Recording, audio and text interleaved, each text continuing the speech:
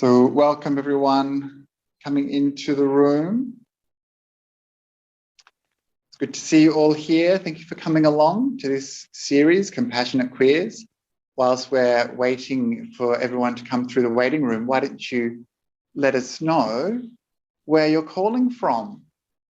Maybe you can introduce your pronouns or say hi, tell us something exciting about your life.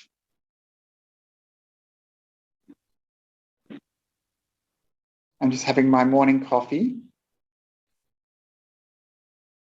Some of you are in the afternoon, some of you in the evening. It's so good to have people from all around the world here with us today. There's still some people coming through in the waiting room. We'll just wait a few more moments before we begin. Hi, it's Michelle here. I just wanted to congratulate you, Banty, on the lovely booklet on inclusion in Buddhist spaces. I just received my printed copies and they're really wonderful. I've yet to share them, but I shall share them with various Buddhist centres. Wonderful. What a wonderful Thanks, effort. Actually, I should do that now while we're just waiting. Do an advertorial, yes, please. Yeah, very good. Nice reminder. I almost forgot.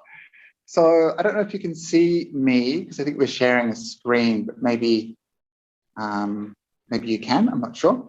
So this is a booklet that Rainbodhi produced called Welcoming the Rainbow, and it's a guide to LGBTQIA+ inclusion for Buddhists. So it's been written by myself and it's beautifully illustrated by our friend Venerable Yoda, and it contains all sorts of really helpful hints and information for Buddhist centres, temples, retreat centres, but how we can create more inclusive and welcoming spaces for our community. And I'm really happy with the booklet. It's going to be translated into French, Portuguese, rather randomly for our friends in Brazil, where apparently there's a very large Buddhist community and also a large and very well organised queer Buddhist community.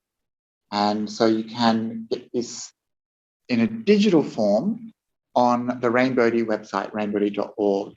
And it's really good to share this with your Buddhist community. Sometimes it's so difficult to advocate for ourselves or other people that we care for. It's really easy, as one person said, you can just kind of give them the book and say, here you go, this is how you can create a safer space. And then you don't have to do all that personal advocacy yourself. So thank you to everyone who donated to make the publishing of that book possible. We had people donate from all around the world, and that kindness, I think, is what it means to be Buddhist, caring for others, wanting to give, very beautiful to see. So we should probably get started with today's program. So this is the before we move into the program, I just want to begin by saying hello. It's nice to see you all here. My name's Bhante Akaliko. I use he, him pronouns. Unfortunately, I'm on a device I don't usually use, so I was unable to change my name. And I just wanted to let you know that I'm here on unceded Barramadagal land. This is something we do here in Australia for all those people tuning in from overseas. This is called an acknowledgement of country. This recognises the First Nations history here in this colonised land. We recognise that this land was taken, was unceded, and we mention this to not only acknowledge the custodianship of this stolen land, but to recognise the people who had cared for this land in the past, care for this land now, and care for this land in the future. And so we acknowledge the past, present, and emerging elders of our First Nations people here in Australia. And we extend this respect to First Nations people everywhere. And so a little bit about Rainbodhi for those people who don't know Rainbodhi. Rainbodhi is a spiritual friendship group for queer Buddhists, and we welcome everybody regardless of gender, regardless of sexuality, regardless of race, regardless of ability, regardless of your financial or social status. You are welcome here, and you are loved, and you belong. And this is a really important thing. We want to let you know that you're cared for, you are in the right place, whoever you are.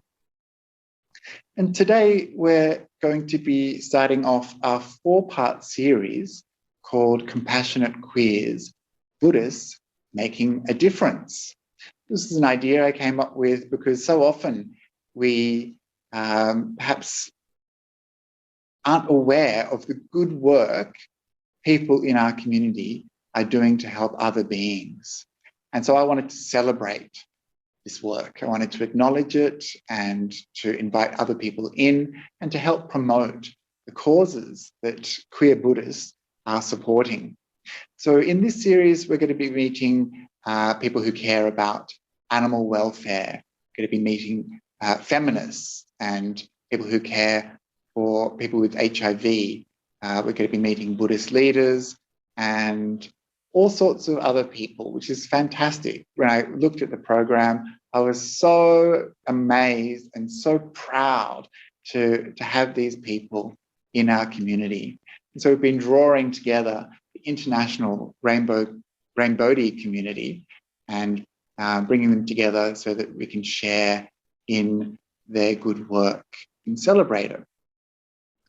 And so one of the first guests is a very dear old friend of mine, and that's Ayya Yeshe.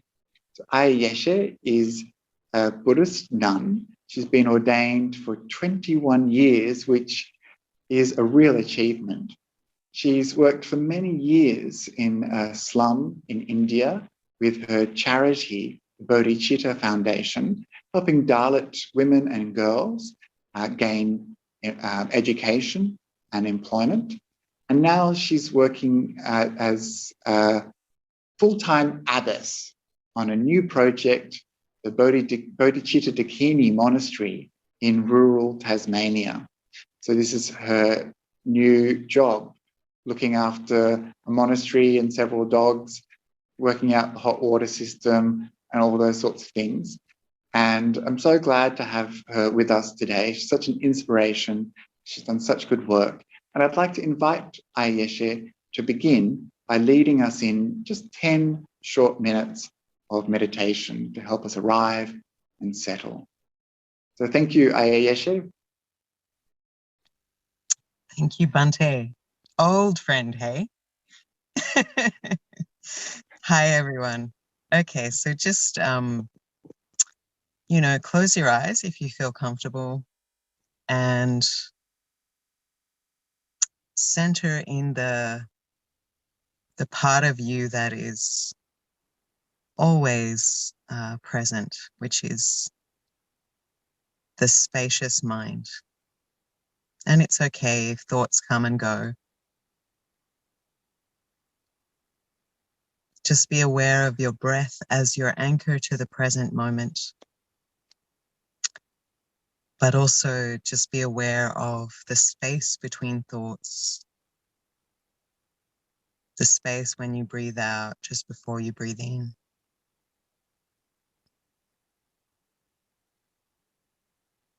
Be aware of the quality of your breath. Is it fast or slow, deep or shallow?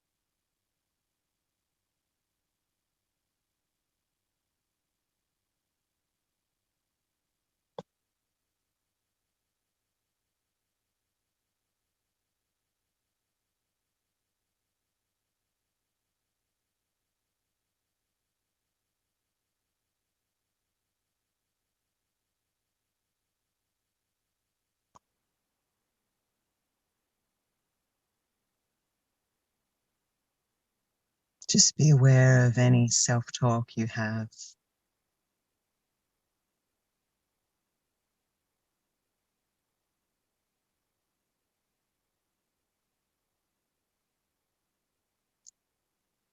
Be aware of breathing in good energy, kindness, relaxing with every out-breath, letting go of tension, relaxing the body with every out-breath.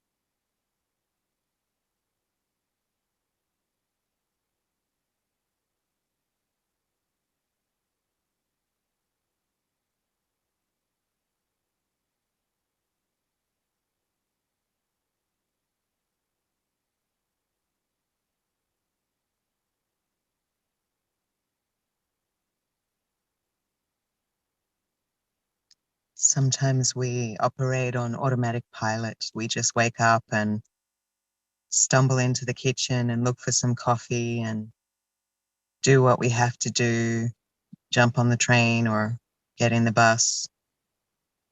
And we don't actually take a moment to recognize this is a precious day that will not come again. Today you are alive. Today you have the gift of life. There is a gatha, a mindfulness training in Thich Nhat Hanh's tradition that says, waking up this morning, I smile. 24 brand new hours are before me. I vow to live fully in each moment and to look at beings with the eyes of love. And this is a big aspiration,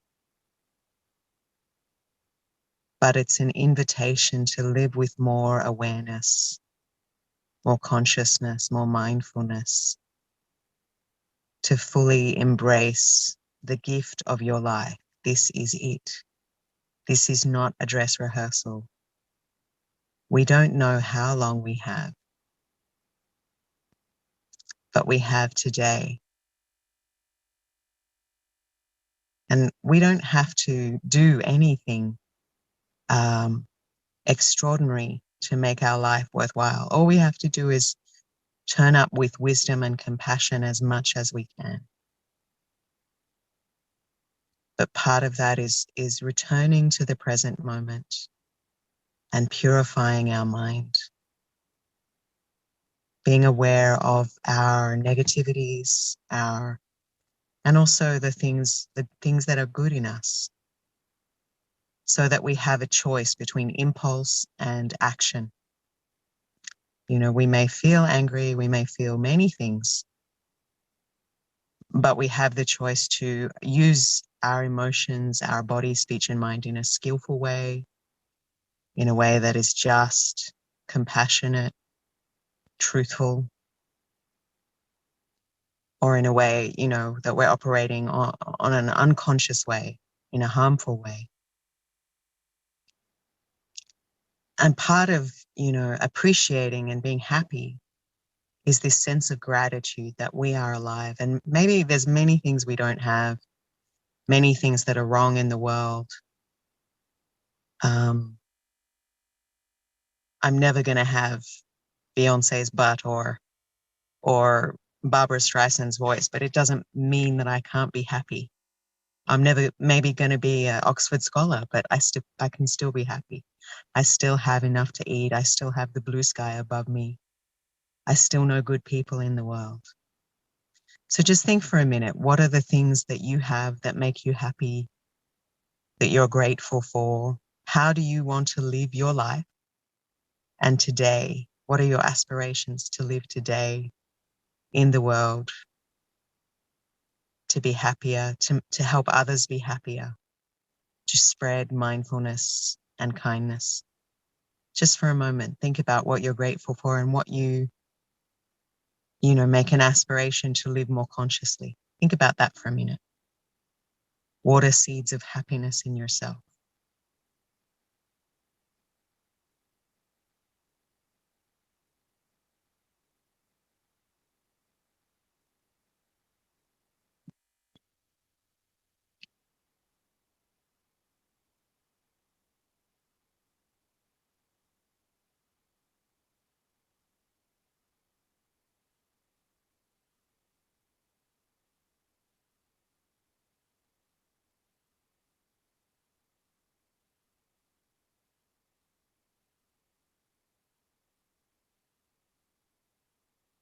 We all have Buddha nature. We all have basic goodness. This is a Mahayana concept, but it means, we're essentially good, originally good. We just have to sweep away the dust. But the bones of what we are is good. That's a good foundation to build on. You're good enough and you're worthy. And you have a beauty that will never die, that is unconditioned.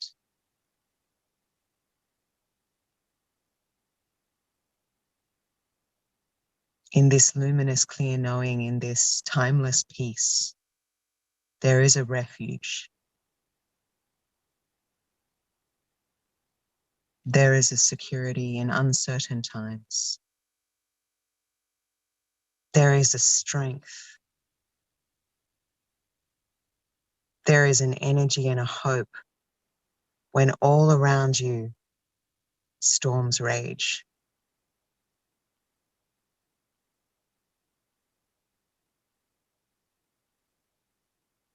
And the more time you take to uncover this basic goodness, to return to this peace, to polish this adamantine nature, the more you will be a light in the world, at peace with adversity, and a refuge for yourself and others.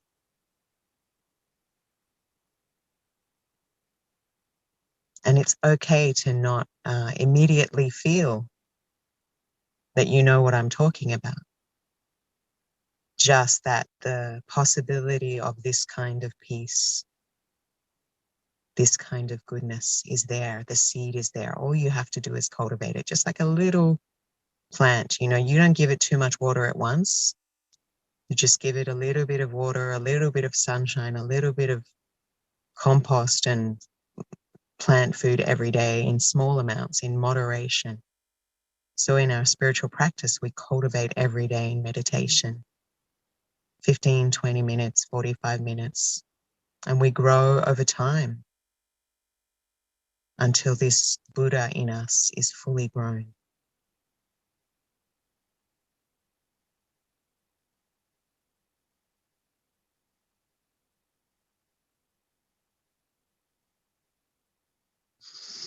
So just feel this good energy flowing through you, this loving kindness, self-acceptance. I'm worth it.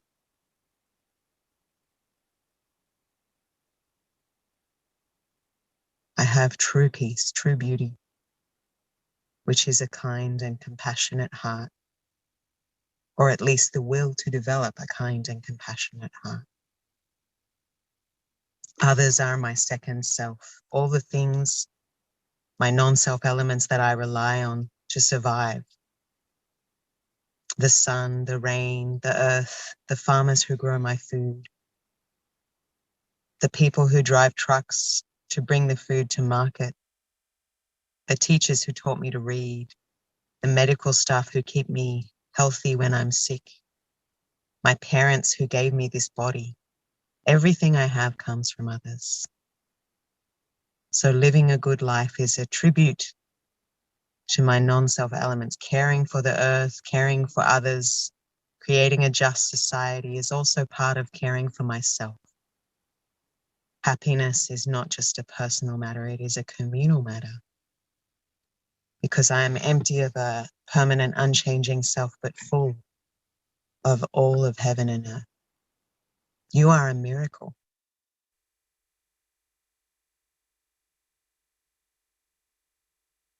You contain all of heaven and earth, and all of heaven and earth contains elements of you. This is a sacred union you're in. You're not alone. We always think we're alone. We're absolutely connected, absolutely interrelated. May the day be well and the night be well. May the midday hour bring happiness too. In every minute and every second. May the day and night be well. By the blessings of the triple gem. May all things be protected and safe. May I be well and happy, peaceful and at ease. May I be kind to myself. May all things who are my second self be well and happy, peaceful and at ease.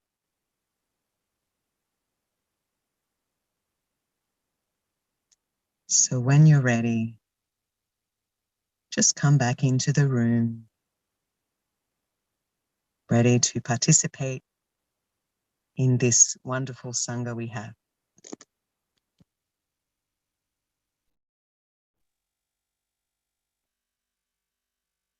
Thank you so much, Venerable. What a perfect introduction to this series, thinking about being compassionate to ourselves and compassionate to others. And I invite you now to give us an insight into your practice as a spiritual being and to hear about all the good work that you do. And so I'm inviting all the speakers to just talk for maybe 15 minutes about their practice, and I look forward to hearing what you've got to say. Thanks, Bhante. So I am bi, which is a large portion of the queer community, but sometimes invisible. And personally, I came to this realization, although I actually fell in love with women first, I came to this realization later in life as a celibate person. So it's a bit like being a violinist whose violin is in a case, in a cupboard that hasn't been opened in many years. So sometimes I feel like a bit of a fraud, you know, like people ask me to participate in a queer event or they want me to be the token queer person because there's this real hunger to find monks and nuns who can be the token queer person. And I feel like, well, can I really speak for queer people because I haven't been oppressed by this identity, so to speak. Although, well, I mean, of course, you don't want to just hear about queer oppression. You want to hear about queer joy. But, you know, living as, say, a gay man or a trans person or a lesbian is probably much more, you know, it's a bit more of a different experience. And being a celibate bi person is also, you know, a unique thing, especially like a non-practicing bi woman. I don't know. But I guess it does affect the way I practice in the sense that, you know, a lot of people want to be in monasteries where they are only one gender, you know, but if you're attracted to both genders, it really doesn't matter, you know, and also you just kind of have a more, I think as a queer person, you probably have a more broad view of gender and you view gender as fluid and probably just more inclusive, you know. So at my monastery, I've really tried to be more inclusive about gender identity and accepting of people on in all kinds of, you know, not so rigid on the binary, because I've been excluded based on my gender as a woman. I really grew up thinking in postmodern feminism, the myth that we were equal, and that no more work needed to be done, and the women burning bras and chaining themselves to public buildings for the vote, you know, they were great, but they may be a little extreme, and we didn't need to do that anymore. And then I joined Buddhism. And I thought, you know, I grew up Catholic, and I thought that Buddhism could never be like Catholicism. You know, like in Catholicism, women couldn't become priests, and no one could get divorced, and gay people weren't allowed to, they were allowed to come to church, but just not have sex.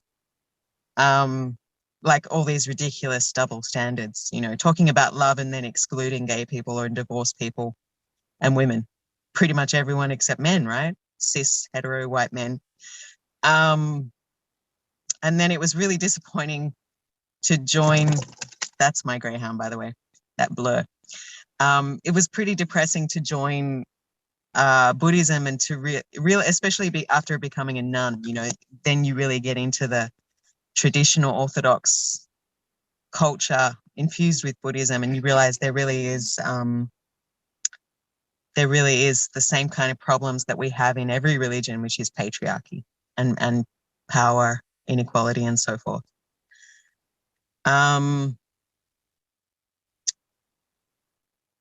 Yeah, so then I, you know, to stay in my tradition meant to accept being dehumanized in a way, because I was told you can't get enlightened as a woman, you have to pray to be reborn as a man. And there was not just, you know, sexism in Tibetan Buddhism, but also ethnocentrism, you know, in the sense that Tibetan men were supported, and Western monks and nuns, though they did most of the work running the temple, they were regarded as second-class citizens, and they had to pay to stay in the temple, whereas Tibetans stayed for free. So that pretty much tore down the possibility of anyone in future ordaining as a monk or a nun, and that being a viable life, you know, so that part of the Fourfold Sangha completely being destroyed for Westerners in my tradition. So I really had no choice but to go out on my own and be a freelance nun, and spend some time in Theravadan temples, and also in India, where it's a bit cheaper to live.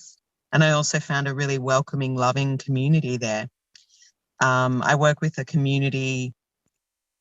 After studying Buddhism for a few years in a monastery in the Himalayas, I just really wanted to have a living, I missed the socially engaged work I used to do in Australia, which was visiting prisons, rehab centers and schools and teaching meditation and yoga. And also just the random encounters I had with people in the street. And I used to also volunteer at Wayside Chapel and do phone counselling. And there were a lot of really eccentric people and a lot of queer people in King's Cross in the 90s. And I missed that kind of rough edginess, you know, that place where real compassion is applied as a living tradition. Because you can't really understand what compassion is until you actually put it into practice in the real world. You know, how you have to be prepared to be slighted and not react. And, you know, your good intentions will be questioned, and how the idea of compassion shouldn't be patronizing, you know, how you really have to be humble and listen to what people need instead of imposing what you think they need, that you're the together person and they're the messed up person. They absolutely know what they need, you know. You just have to, as someone with more privilege, help them bring it forth, you know, help them reach their potential.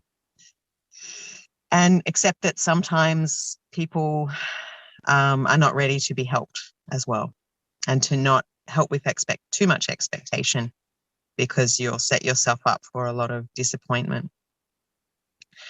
But I ended up in an Indian slum in central India with people who converted to Buddhism in 1959 to escape their Indian caste system that had pretty much had them enslaved, wouldn't let them get an education, own land, collect water from the well, or enter a temple. And it's not just discrimination in society, it's spiritual discrimination, in the sense that you are regarded as coming from God's feet and to be spiritually impure and to have bad karma. So this is how karma we see this a little bit in Buddhism too, that, you know, karma is weaponized against certain communities, sometimes queer, sometimes women, to say you're spiritually inferior, you need to work really hard like slaves for us, and, you know, expunge your bad karma, and then you can be reborn as a man and have a happy life. It's just, anyway, so these people are some of the poorest and most oppressed Buddhists in the world. A lot of them don't know what Buddhism is, but their leader, Dr. Ambedkar, who's like the Martin Luther King Jr. of his people, converted to Buddhism because he just saw that they needed a set of ethics, you know, to liberate them from the oppressive ideology of weaponized Hinduism. So I hung out with them for a while and asked them what they needed, and what they needed was education for girls. And I just did a bit of research about who, if you help poor people, who you should help, who's the most oppressed, and what makes a difference in a community. And it turns out, if you give a woman in a slum money, she'll put 90% of it back into medical care and education for her family. Whereas if you give a man money, this is just based on research, he will only put 60% of it, and other money he'll put into maybe alcohol or partying or, tobacco or something for himself. So, and also a lot of women are forced into child marriages and, domestic violence situations because they don't have the finances or the education or the confidence to leave. So, empowering women, empowering girls, it changes the whole community. And, the domestic violence rate there realistically is probably 85%. There's a big problem with alcohol because men have really terrible jobs and are treated very badly. More economically challenged men in India have a very hard life as well. But the people they take that out on are usually their wives and their children. So, so we started a girls' home. We started 4 tuition centres where children study after school because the quality of education there is pretty poor. We feed like 15 to 20 dogs a day because even the animals have a hard life there. 40,000 children die every day due to poverty and neglect. And, there is something like 50 million girls waiting to go to school. And also 22% of Indian girls are married below the age of 18. And, when a child is married, the children she gives birth to are going to be more likely to die. And the cycle of poverty is repeated, so whereas every year a girl stays in school, her income is likely to increase by up to 20%. And educated girls have less children, healthier children, and when they're married at the right time as women, the cycle of poverty is broken. And also the woman or young person, because we also educate boys, has more time to accumulate some savings and just get a better situation in life before they give birth to the next generation. We also teach Sunday school and meditation retreats because life in Islam is stressful. Life with poverty is stressful. And we try to teach young people better ways to deal with their frustration and anger and, ways to respect each other.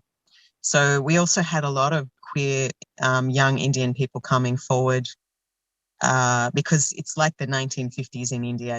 If you're queer, you have a fake marriage, because if your queer identity is found out, people will accuse you of molesting children. You'll lose your job. You'll lose, like, your brother or sister may have a hard time finding a spouse. It's like a huge shame, So unfortunately, a lot of queer people in India still live secret or double lives. And I had some trans people coming forward to try and get treatment, which is really hard in India. So we have a youth queer support group, and we give each other as much support as we can. Queer people tend to do better in metro cities in India. So that's and we sponsor 55 children for school. We make 7,000 meals per year for hungry children. And being a Buddhist has made me a feminist, you know, because I didn't want to be dehumanized. And since I become a Buddhist teacher, all of these queer people came to me, maybe because they thought Buddhism would be kinder. I don't know, but I made heaps more queer friends since I became a Buddhist nun. Maybe because it's like a subculture, or you're just a bit of a deviant from the norm if you're a Buddhist nun. So black sheep attract black sheep. But I feel honored with all the queer community I've met, and the support I've received from the queer community. And I wish you all well and just think you're amazing. So thank you for letting me. Have I spoken enough? I think I probably have. Yeah, and there's so much within what you said as well to unpack. And I really, really thank you. All the work you do in the world, and it's so inspiring to hear, and just to be reminded that there's people like you helping to look after others it's very inspiring. It makes me want to do more. And for those who want to help you, they can support the Bodhicitta Foundation by making a donation. And I think Ben is going to put into the chat a link where people can donate. And you can see the foundation's website, all the good work they do, and contribute to the ongoing success of the Bodhicitta Foundation. And so hopefully we'll have a few minutes towards the end of the session where people can ask some questions of our speakers. But for the time being, I'll thank Ayya Yeshe for her contribution, and perhaps we'll get you back for a more full session for Rainbodhi in the future. And introduce our next speaker. So I'm very pleased to introduce our dear friend Sin Sin. Sin Sin is a queer non-sectarian Buddhist here in Sydney. And anyone who knows Sin Sin knows that he loves elephants. And when I started thinking about this series, Sin Sin was the first person to pop into my head, because he's a person who always is advocating for the welfare of these beautiful beings. And he's a big supporter of the Global Sanctuary for Elephants. And today I've invited him to talk about these beings. It's so important to remember the non-human beings of this world and the suffering they have, and the opportunities for freedom that they need. And so thank you, Sin Sin, for being here today. And I also just want to say Sin Sin's one of the Rainbodhi crew and has many other talents too. And at our Rainbodhi launch a few years ago, I remember Sin Sin sang for us. And so it's so beautiful to have you here to talk about another aspect of your life. Thank you very much, Bhante Akaliko, and everyone for giving me the opportunity to share something about elephants. Okay, so in my session right now, I want to talk about elephant facts and the plight of elephants, a bit of Buddhist practice in relation to elephant advocacy in general, and then lastly, our actions. What can we do to help elephants? So I started being fascinated by elephants as a kid because of a local zoo elephant called Mary, who I bonded with for about 25 years before she passed away about 2 decades ago. And the most remarkable quality of elephants that really resonates in me is their capacity for compassion and empathy and wisdom. Elephants are mentioned a lot of times actually in Buddhist scriptural references, such as in the shorter simile of the elephant's footprints in Majjhima Nikaya. The Buddha is often referred to as a bull elephant, And I'm not surprised why, because a bull elephant is often considered to be an embodiment of wisdom. They provide guidance for the bachelors that have just left their matriarchal families, who then refer to this older, wise bull elephant and look up to him as the source of protection and support and guidance. And the learning takes years before they become wise themselves. And it is mentioned in so many other sources as well. We may have heard of the story of Queen Mahamaya's dream of the four-tusked white elephant, and the story of Nalagiri, the intoxicated elephant who might have been given opium, perhaps, or and alcohol to increase the level of aggression, and he was ordered to attack the Buddha, but the Buddha subdued him because of his loving kindness and compassion and boundless love. And that really goes to show that elephants are the beings that could relate and connect with human beings on a personal level. The Buddha recognized Nalagiri as a suffering elephant, and he also recognized the Buddha's compassion.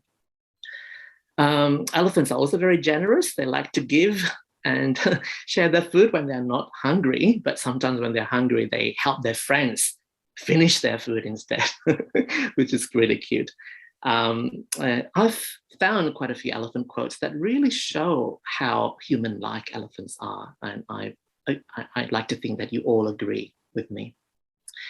Now, I want to introduce you to Ahmed. This is the real-size cast of Ahmed, who was born in 1919 in Kenya.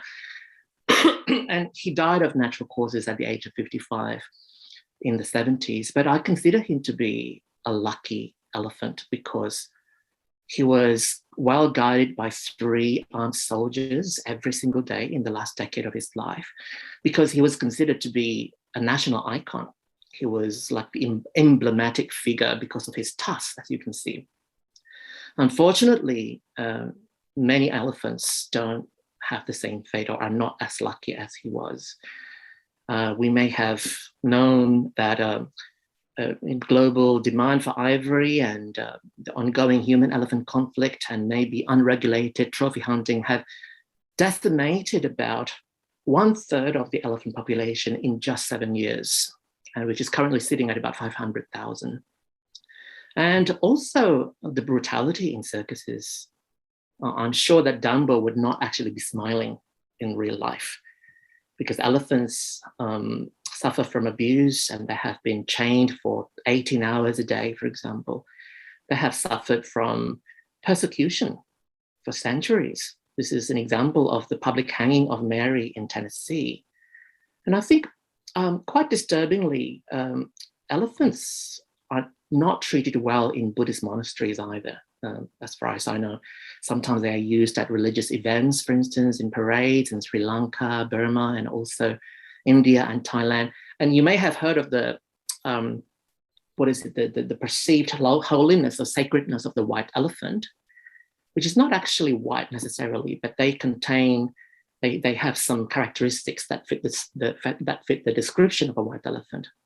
So because white elephants are so highly revered, it means bad luck for them, because they have to be kept in the royal grand palace for the king, because they are thought to bring good luck and prosperity and so on. So this is something that we need to be aware of as Buddhists as well, because this does happen even in the Buddhist community. And also maybe the less direct or more subtle form of abuse can be seen in the form of art. Like I think you can see Sudha is painting herself beautifully here, but we don't know exactly what happens behind the scene. It's beautiful, isn't it, that painting? But yeah. And I think a lot of children have commented on how elephants like dancing. They keep swaying, for instance, but they're not swaying, they're not dancing. Or they are swaying, sorry, they're not dancing. This is stereotypical neurotic behavior, which results from extreme boredom in captivity. So what can we do to help elephants in captivity? Returning them to the wild is out of the question. But one thing that we can do is to support the existence of elephant sanctuaries. There are a lot of them, but one elephant sanctuary that I'd like to highlight here and talk about is the Global Sanctuary for Elephants. Elephant Sanctuary Brazil. That's the name of the sanctuary. The sanctuary was founded by an amazing and inspiring couple called Scott and Kat Blaze. And they both saw the need of captive elephants in South America. A lot of these elephants had been retired from circuses, for example, but they have nowhere to go. So after long hurdles and opposition and lots of politics and endless bureaucratic procedures, they managed to secure 2,800 acres of natural habitat for elephants, which is home to these 5 amazing female elephants. I think I can speak about each one of them for hours, literally, but I'm not going to do that. But let me please briefly talk about Lady, because she's such a special elephant. She had lost trust in humans because of her conditions before she relocated to the sanctuary. But upon arriving at the sanctuary, and she's been living there for about 2 years now, she's transformed. She's spunky, feisty grandma. She turned 49, I think, recently. And she is really cherishing every moment in the sanctuary. She's adventurous. And more importantly, she has chosen to let go of her past and forgive humans and learn to start trusting the humans again. And this is a really powerful and profound transformation. I think I've talked about how beautiful the elephant sanctuary is, with the symbiotic relationship that the elephants have with other wildlife species, for instance. But one important thing that is so important, that is the philosophy of the elephant sanctuary, is the philosophy of autonomy.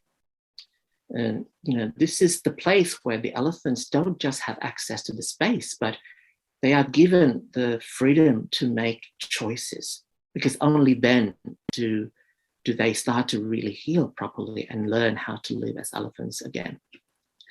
And I think what's his name? Sorry, Dr. Ingo, who has been involved with elephant husbandry for decades, has just started working at the elephant sanctuary. He said, "Oh, the sanctuary is so beautiful, but there is something that really speaks to me." This is something that he said: "While I was feeling such immense joy, I also got very sad in the moment, because it took me personally so long to finally see elephants in captivity who are actually being elephants again." So this really shows how powerful the impact of the sanctuary can be. This is Ingo, by the way, surrounded by his canine friends, Baxi and Minnie, who are also residing at the elephant sanctuary. So as a Buddhist practitioner, what have I learned from elephants? To be honest, I have learned the qualities of forgiveness, letting go, loving kindness, being in the present moment, and also patience, or Kanti, I think, in Pali. Yeah. And I think patience is so important, because I'd like to say that sometimes when you involve yourself in elephant advocacy, you feel that you're making one step forward, but then you make 2 steps backwards, which could feel like a failure. But I think this is a perfect opportunity for us to reflect on the reality of things, but then acknowledge the fact that every single action that we take doesn't matter, however small. And understanding and listening to the elephant itself is so important, which is, I think, part of the practice. One of the caregivers said this: "The healing journey with these elephants is complex. We must be honest and, more importantly, vulnerable. This means finding and learning who you are as an individual, as a partner, and as a human. Before you can understand another, you must first understand yourself. One element that we know with certainty is that when you feel like someone is listening, you feel safe to open your heart and to be vulnerable. And we know that vulnerability is honesty, and with honesty lies trust. And with trust, we are creating free spaces for the elephants to be who they are." And certainly our increased awareness has actually led to a lot of success stories. So it does matter. There are celebrities who are great elephant advocates, like Bob Barker and Lily Tomlin, the comedian, for instance. And the legacies left by some of the elephants who have passed on, like Palooza. So the creation of Palooza's medical center was done in her name, in her memory. And some of you may have heard of Tyke, an elephant who I consider to be a hero because she stood up against brutality, but that resulted in her getting 86 bullets in Hawaii. But that was the beginning of a robust movement of elephant advocacy, and many more followed after that. And by the way, Billy turned 60 last month, and she is living freely of chain at the moment. So just before I finish, I promise this is going to be the last thing I want to say.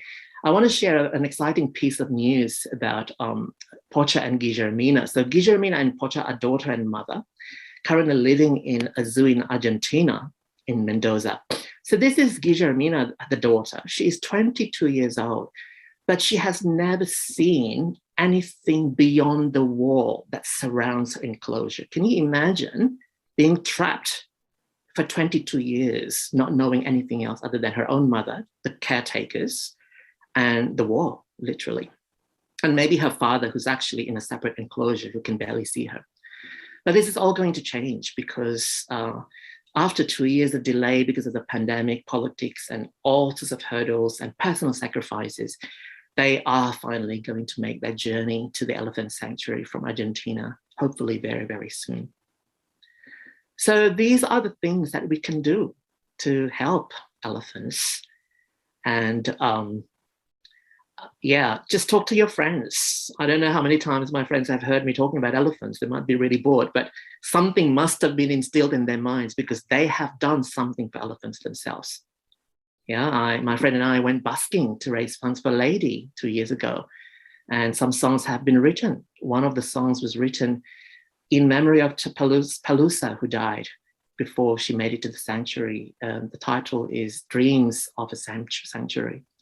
So these things hopefully will really contribute to the welfare of elephants and support elephant organizations as well, like the Sheldrick Wildlife Trust, which has rescued hundreds and thousands of elephants for decades, orphans who are now matriarchs that leave their families themselves in the wild.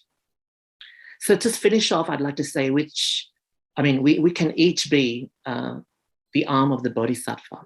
So each arm has a hand that has the eye, as you can see here from the image, and the eye that can see the dark. So can see through the dark. So with each hand, something good must happen. So with that, thank you very much, and may all elephants be well and happy. May all elephants be free from suffering, and may all beings be finally liberated from samsara. Sadhu, sadhu. Sadhu, sadhu, sadhu. Thank you so much, Sin Sin. It's so good to see your passion for elephants and your compassion for elephants too. And I think probably we have a lot to learn about compassion from elephants. And thank you for the work that you do and for supporting those beings who need our assistance. Thank you, Ben. And so now, just moving on, we've got it's quite a variety of speakers we have today. Our final speaker is Kody Muncaster, and Kody is a person who lives in Toronto, Canada, and they are a Buddhist grief counsellor.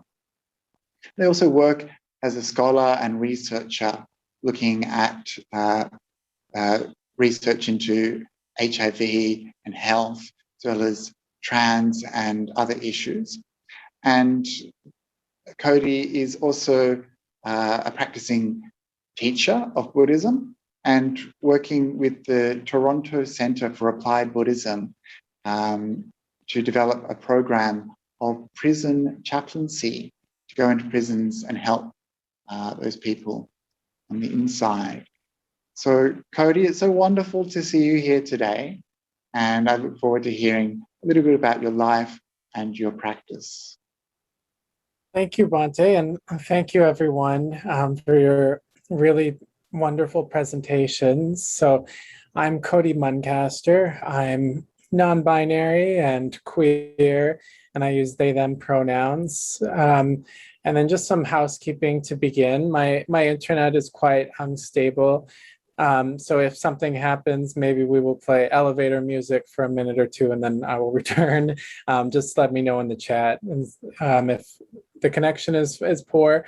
And I live and work in a world of trauma. So there may be some difficult content that we cover today. And if things are starting to touch on topics that might be a little bit that you might not be in the space to hear about today, just feel free to mute me for a couple minutes and then eventually I'll move on.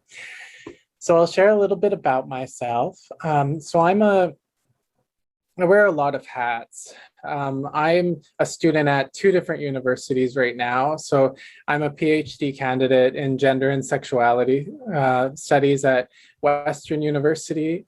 That's a university in Canada. And my research there looks at how HIV and AIDS organizations can work on suicide prevention because they already have networks in queer communities.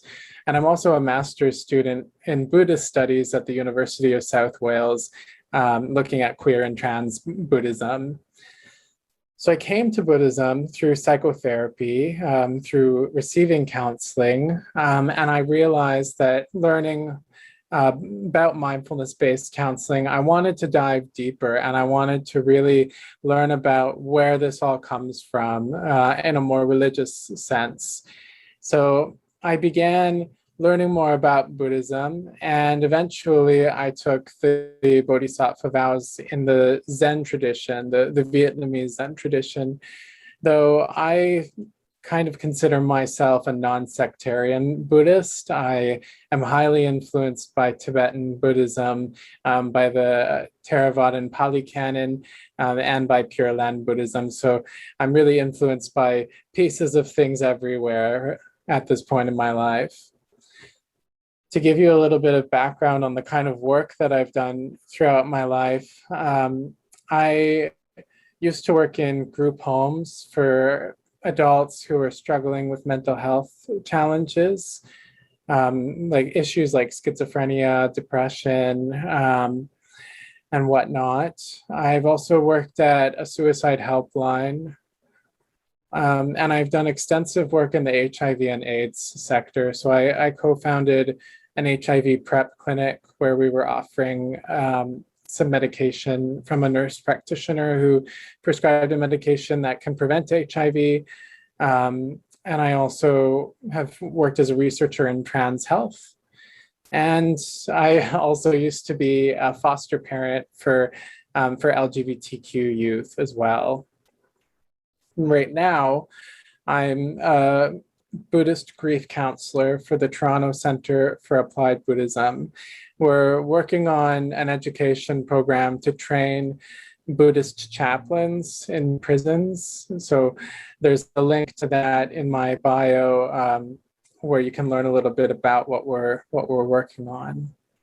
So that's enough about me. Now I wanted to talk a little bit about compassion and social justice. So I'll just share things that I've learned throughout my work, throughout my life. And some of them might resonate with you and some of them might not. So I wanted to begin with intersectionality. So I think many of us are probably familiar with intersectionality. So earlier in the feminist movement, there was a time where white feminism seemed to be dominating, and where in liberal feminism, there was this idea if women were to become like men as much as possible and participate in wage equality and whatnot, then equality would be achieved. But some racialized and lesbian women felt that there was no universal experience of womanhood, and some people felt like their needs actually weren't really being addressed.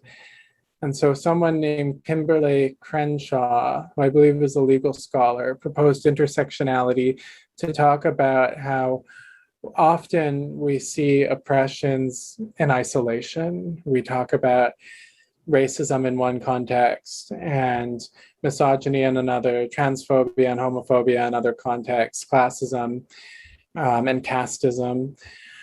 But they're actually quite mutually reinforcing. So they can be really interrelated, these oppressions. And one person's experience of homophobia might look quite different to that of another queer person from a very different social location. So through that work, I think that a lot of movements came to realize that for one oppression to end, all oppressions need to be addressed.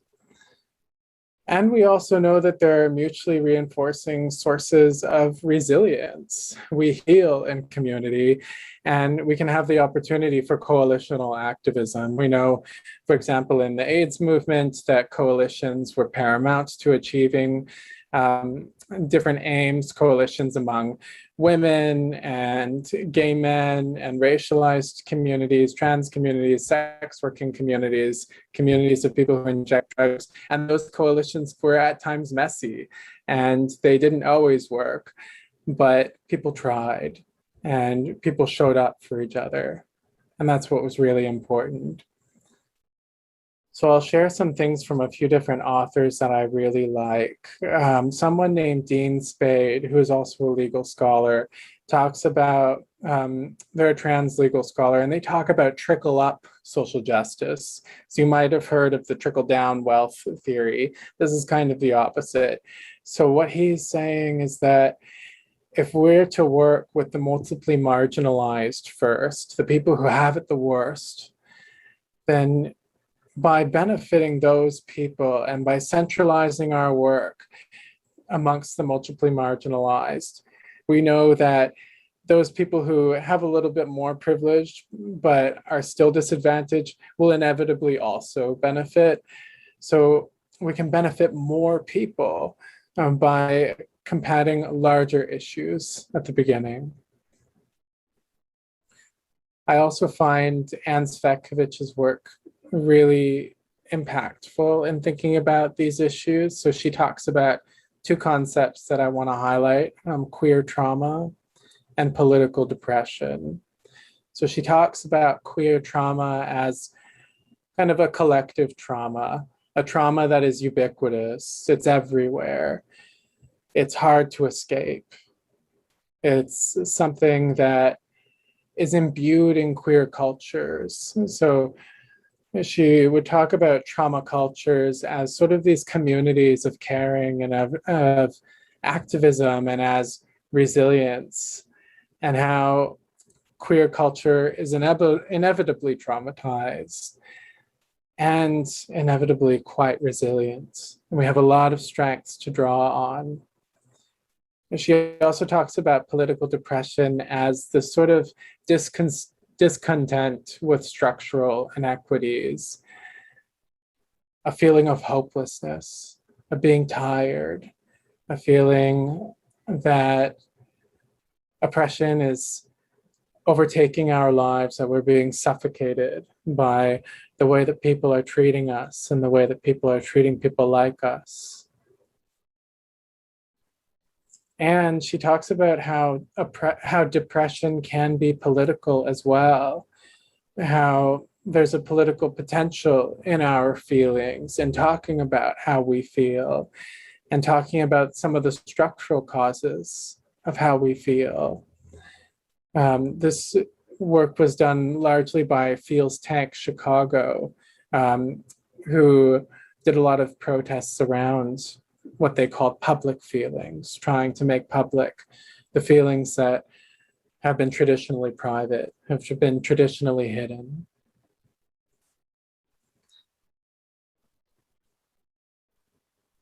And then I also wanted to talk a little bit about grief. So as queers, I think a lot of us have lost a lot of people. Some of us have lost our families. we've lost loved ones to suicide, to AIDS-related illness. We've lost queer elders. We've lost communities. And sometimes traditional approaches to grief don't really jive well with us.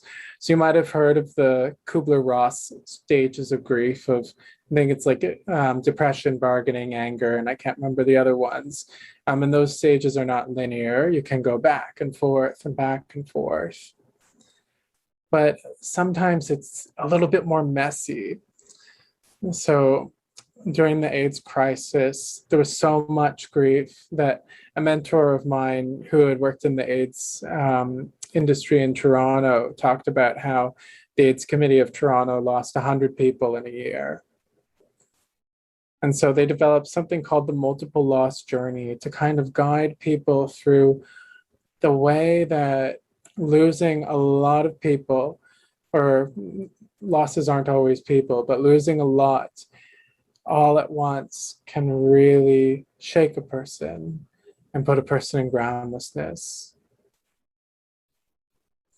And some people in the MAD community, so MAD communities are people who are reclaiming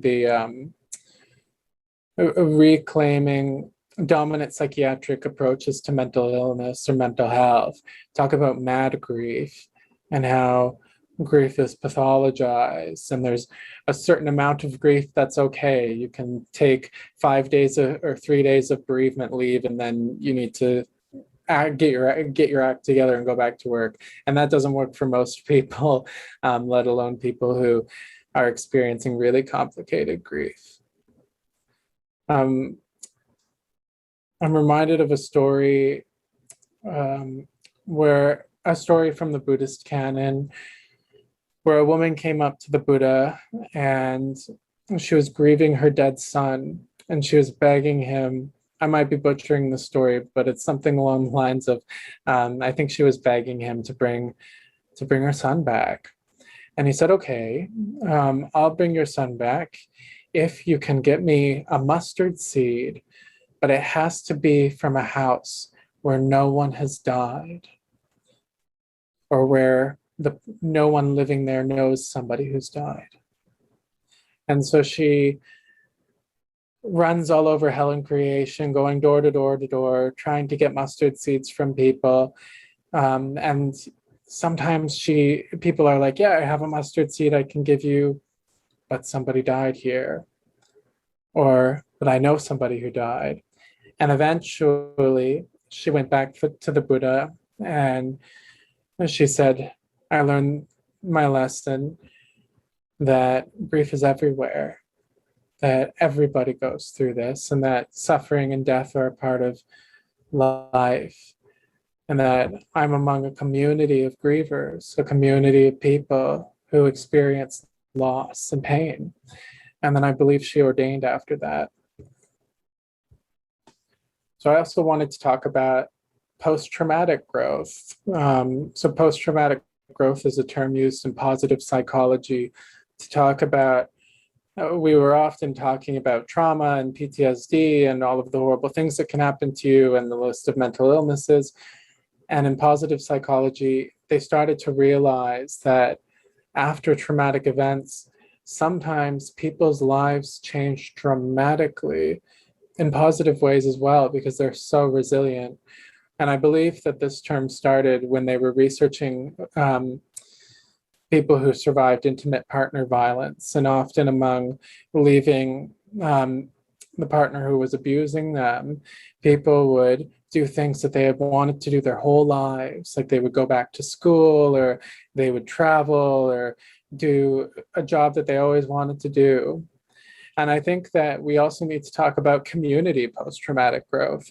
Our communities have been through a lot of trauma, and I wouldn't say that we're post-trauma yet by any means, because I think that queer communities are going through trauma every day, and we have a lot of resilience and a lot of growth to draw on. And I think we can invoke the metaphorical ghosts of our queer ancestors in looking for that growth.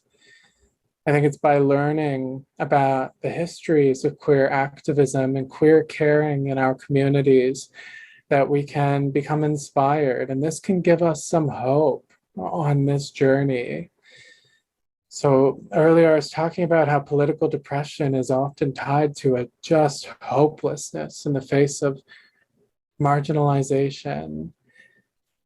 And I think that learning about what the queer people who've come before us have been able to do and have been able to overcome, that can give us a little bit of hope during hopelessness. And through all this, I think it's important to look at forgiveness for ourselves, for how we've hurt other people, and for others who have hurt us. And it's not one day I decide that I've forgiven people and I'm done and the world is great. I think it's a process for a lot of us. And sometimes it can be a lifelong journey. It can involve having loving kindness, not just for the people that we like, but also for ourselves and the people who have hurt us. And we can see our own conditioning and the conditioning of others and how those habitual patterns have caused a lot of pain. Ultimately, I think that compassion and social justice needs to be done at both the structural and the individual level. So we need community growth, we need mutual aid, we need activism, and we need one-on-one support. We need to listen to other people who are in pain. We need to be there for each other when we're grieving or depressed or going through trauma, even if it's a little bit triggering for us to have to be there for that other person. We can use our Buddhist practice to become grounded and to allow ourselves to open up and to have more space to hold other people. You know, loneliness has been called an epidemic among gay men by some researchers. And I think it speaks to the importance of holding space for our queer sanghas. I think there is a lot of loneliness in our queer communities, a lot of despair, and a lot of potential for compassion, because a lot of us, we've been there and we know how it feels.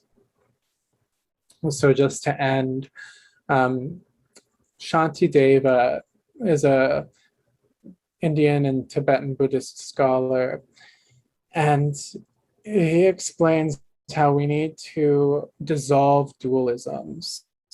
So in queer communities, we can dissolve dualisms within sexual and gender binaries by disrupting those dualities. And in Buddhism, Shantideva would talk about dissolving the dualistic thinking of the social construction of self and of other, and to see that your pain is my pain, that your growth and healing is my growth and healing. And on an ultimate level, there is no owner of the pain. There is no owner of the growth. There is no owner of healing.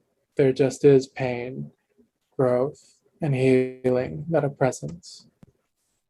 So that's all I'd like to share with you today. And thank you everyone for your time. Wow, thank you so much, Kody. It's again, really a lot of important stuff in a short time. And I want everyone to know there's going to be a recording of these videos so you can rewatch and take the time to absorb what's been shared here today. I know I certainly will be. So thank you to all our speakers, to Ayya Yeshe, to Sin, and to Kody for sharing their wisdom with us today, sharing their queer Buddhist practice and the life they lead as compassionate queers, helping so many beings. Found this session really inspiring, and I hope that you did too. It's so great to know there's people out there doing this work, and I hope that you're inspired to emulate their compassion in your own lives. So I want to let you know what's happening next week. So Kody was just talking about their practice. And I've invited Kody to lead a rainbow Tonglen practice. So Tonglen is the practice of taking and giving, or exchanging suffering with others. And so next week, a special session in the middle of this series, just to focus on this beautiful practice. And so that's happening at this time, next Sunday in Australia, next Saturday in North America. And please always check the time zones, because during March, international time zones are changing a lot. So please check the time zones and do register for each session, please, through our Eventbrite, because our Zoom is actually capped. So you just got to keep an eye on the number of people who are coming. So that's next week with Kody. Really looking forward to their meditation. And the week after, we have people from India, Sri Lanka, and Singapore. We have a trans Buddhist nun, Venerable Tashi Choden. We have HIV activist and community worker Kausha Ranasinghe. And we have graphic designer and cancer survivor Kyle Neo. The week after that, we have Venerable Bonhon Sunim, senior nun from Australia in the Korean tradition. We have Venerable Tabden Choki, who coordinates the Prison Liberation Prison Project, teaching meditation in prisons. And we have Kesley Cage, who's a queer refugee activist. So I really invite you to come and listen to these fantastic speakers and to connect with them. So unfortunately, we've run out of time today, so there's not really time for questions, but I'd like to invite all of the speakers back to work with Rainbodhi again in the future, so perhaps we have more of a chance to connect. And I will email all of the causes that our speakers support so that you can check out the good work that they do, and if you're in a position to help out as well. So thank you so much to everyone for joining us today, and I look forward to seeing you over the next 3 parts of the series. May you all be well, may you all be happy, may you all take care of yourselves and others.